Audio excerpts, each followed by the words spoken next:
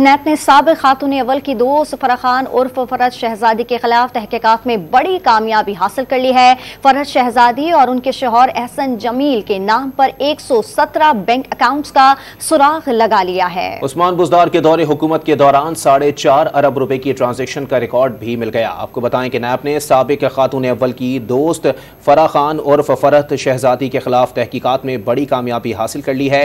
तफसीलात जानते हैं डॉन न्यूज के नुमाइंदे अली वकार से। जी अली वकार, अपडेट कीजिएगा।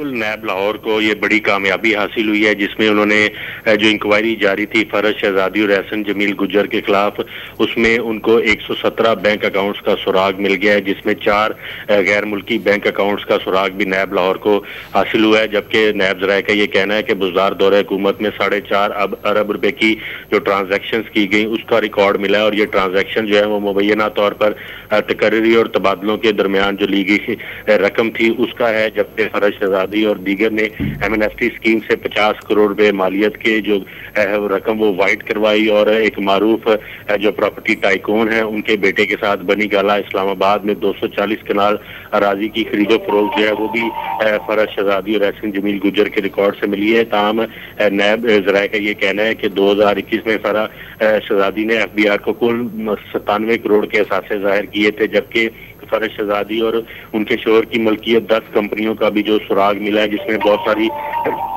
ट्रांजैक्शंस हैं वो की गई हैं।